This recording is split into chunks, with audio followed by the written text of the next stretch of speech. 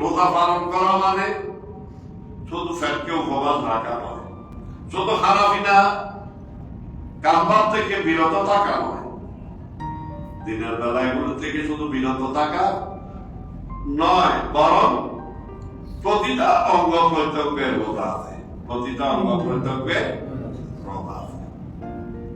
হারাবিনার থেকে যেভাবে জবানকে বিরত রাখা হয় মুখ, সেই মুখকে আবার বিপদ থেকে, সুগলপুরি থেকে, মিথ্যা থেকে, সুদঘুষ থেকে, হারাম এগুলা গ্রহণ থেকে, গালিগালাজ থেকে মুখকে কি করতে হবে? বিরত।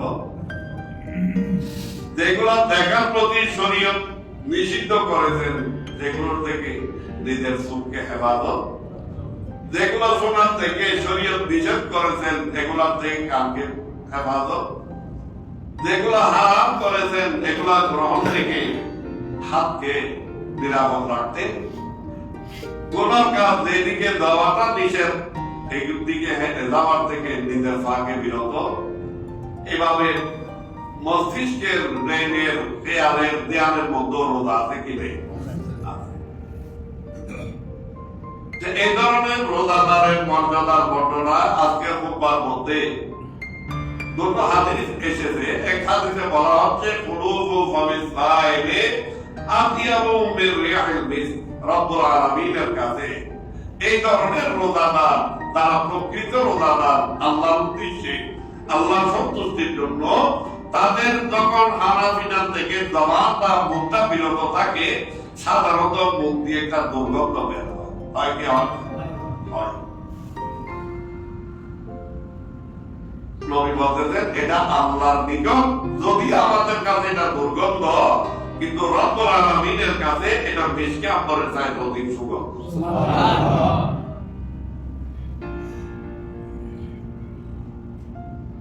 আরেক হাদিসে আল্লাহর প্রিয় রাসূল ইরশাদ ফরমাচ্ছেন লিসাইমি ফারহাতান, রোজাদারের জন্য দুটো খুশি। ফারহাতুন ইযা আফতারা,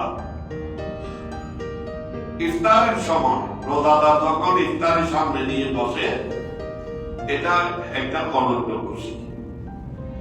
ওয়াফারহাতুন ইযা লাকিয়া রাব্বাহ, আর একটা খুশি হলো তখন হবে আল্লাহর সাথে মোলাকাত, দিদার দর্শন। কারণ রোজার বদলা আমরা জানি হাদিসে কুদসির দ্বারা যে রোজার বদলা আল্লাহ বেহেশতের কথা বলেন নাই, কুরবানের কথা বলেন নাই, রোজার বদলা বলেছেন আল্লাহ স্বয়ং নিজে বড় করে বলেন সুবহানাল্লাহ। আদিবিহি বা উজুজাবি, আল্লাহ বলতেছেন রোজাদারের রোজার বদলা আমি নিজ হাতে দান করব, প্রদান করব। অন্য ভারতে উজুজাবিহি, অর্থাৎ আমি নিজেই রোজাদারের বদলা বড় করে বলব। রোজাদারের কাছে রোজার বদলা স্বয়ং আমি আল্লাহ বড় করে বলব সুবহানাল্লাহ।